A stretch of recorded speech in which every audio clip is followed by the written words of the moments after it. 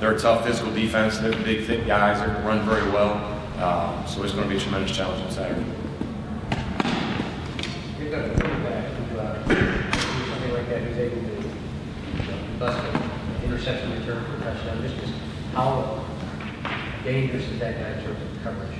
I think being a quarterback receiver coach, that he's the best perimeter player that we will have seen up to date this Saturday. I think he's phenomenal.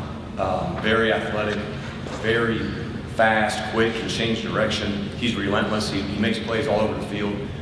So he certainly has our attention right at the gate. Do you attack a guy like that? You back away with him, the Richard Sherman thing, throw the, but I give away the secrets. When you face a guy like that, do you attack him or do you stay away from him? No, I think we're going to go do what we do. I just think our players have to realize that they have a phenomenal challenge ahead of them. He's an outstanding Big Ten corner. I think he's an all Big Ten corner right now, a couple games into the season. So no, I don't think that we necessarily shut off that half the field. I think we still do what we do. I just think we need to be aware of where he is. Coach, how did you run game? 3 games in, it seems like those who are active guys are something having special. They're back there, you get the record run the ball. How did you do it? Well, it's been good so far. When you look at our roster and who we had coming back this year, we were experienced up front. We had some experienced backs, our quarterback. So just those internal guys, if you will, the guys that play inside the box, all play a lot of football for us. So, I didn't hear everything Coach Wilson just said, but we just feel like we're doing what we're capable of doing. And as long as we can keep doing that, hopefully we can continue some success. Talk a little bit about the job that Greg Fry has done, but the offensive line. We've had injuries in the past, a lot of different moving parts on it, but it really seems that everybody, whoever he puts in there, is just really consistent. Does a tremendous job, and that's a sign of a great coach. What you do when you go into a room like that, you coach every single guy. You get every single guy ready to go. So then when your right guard tweaks an ankle, the next guy steps up, he's ready to pick up the flag and go. And I think that's a credit to what Coach Fry has done with those guys. From the day we walked in the door, he's developed his offensive line. We played freshmen, sophomores last couple of years, and now they're a little bit bigger and stronger. But every day, every week, every year, you're developing guys at that position because you need a bunch of them, and you never know when someone's going to go down. But I certainly think he's done a phenomenal job. So, what did you identify on film that was a theme on the third down? 1 of 14 on third down is really very characteristic for Indiana. I just wonder if you, upon review, you don't notice some. Yeah, 1 of 14. We're not very proud of that. That's not very good, and that's not what you want. There were a couple missed shots by the quarterback. There were a couple times pressure got to us. And then, quite honestly, there were a couple times when it's 3rd and 8 and we ran the ball. Maybe we're in 4-down territory where we didn't necessarily call a play that was going to try to get the first down. So a little bit of that as well. But at the end of the day, you're right. There needs to be a greater sense of urgency on 3rd down and a greater awareness and a greater playing by me. Nancy saying after the game Saturday, kind of saw himself as a game manager. How much did you see kind of improve that, not necessarily having to make the deep throw, make the play, kind of let him tackle other guys? A lot. He's improved quite a bit, and quite honestly, that comes with being a mature veteran quarterback. Coach Wilson does a great job of talking to the guys all the time about managing the game, understanding the situation that we're in, and maybe we don't need the home run play here. Just dump it down. Let's move the chains. Let's keep managing the game. So I think he's done a phenomenal job in that area. Always looking to improve. When you play quarterback, it's hard to play a perfect game, so we're always going to find something that he can do better. But I just think I keep using that word maturity level. I think that Nate's doing a good job of just handling the situation, handling the pressure. And how comfortable is the offense as a whole of running that kind of 2 minutes where you guys had to do it at the end of both halves? Yeah, we did. For us, it's sort of just our base offense. We feel like we can play fast all the time. So to get into a 2-minute situation, quite honestly, is not a huge deal. I don't think anybody freaks out. We don't change our language. We don't change our formations. We just kind of go do what we do, and we've been able to execute the last couple times.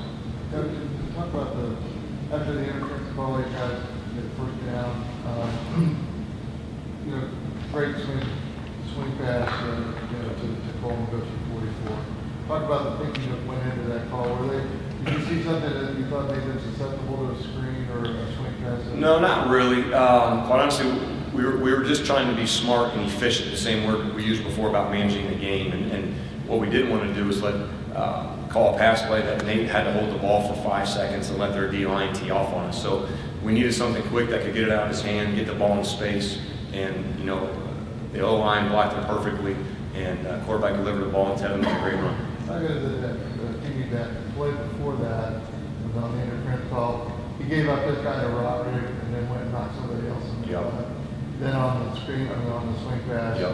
great block on the perimeter. It sure is. Talk And, you about know, Feeney a little bit. well, yeah, you know, you could talk about Feeney, you can talk about Spriggs, you can talk about Rarick. To me, those guys are seasoned veterans that have played some football for us now. And you know what? We expect them to make those plays. And we need them to make those plays. You know, they're not pups anymore. So certainly glad Dan's back out there and healthy. And I still think he's getting better every week. But to me, it's not just Dan Feeney. It's every one of those guys that have played a lot of football for us over the past couple of years. And like Nate Sudfeld, we need them to make those plays. They're expected to. Well, in college and NFL, that we're seeing a lot more. It seems like run on middle screens being run, but they don't seem to speed necessarily up that second. What do you like about it? It seems like a low percentage play. What do you like about it? Yeah, you know, a lot of times those plays, one, they get the ball out of the quarterback's hand pretty quick. So that from a protection standpoint, you're not stressing anyone out up front. You're inviting the rush up the field, which Missouri had what we thought was one of the best defensive lines that we had seen. You know, you're selling the pass, you're trying to get it out of his hand fast and hope you're trying to hit a seam and get it to go north. Sometimes those plays look good. They can go for 40 or 50 yards. Sometimes they go for 1 or 2. They don't look very good at all. But you kind of take the good with the bad. Talk about maturity. Stoner has the drop on one of those. Yep. The next play makes a great catch. Yep. Is that part of what you're talking about, guys? Veteran players? That's right. Being able to It is. It is. And you know, I thought Nick, going back to last season, probably could have played a lot more than he did. But man, he had Kofi Hughes and Cody Latimer in front of him who were playing at a high level. And I really think Nick, in my opinion, has had a great demeanor about him this entire season, that he doesn't freak out, he doesn't panic, he understands how to use his releases. He's a fast guy. We think he can always stretch the field vertically. So yeah, to see him come back and make that play was huge. And really that go ball that he caught was a play we needed to get us going. Fred Glass talked about how great Saturday was, but in the context of, you know, the expectation internally is Indiana has a chance to do this week in, week out. Is the program there yet? Do we know? Is it going to be something the results show next week? That's right. I think the results will keep showing. I don't think that we know for sure. You know, just in our football world, in our football family, those are games we expect to win. I mean, you go back to last year in the Michigan game that we lost, that was a close game.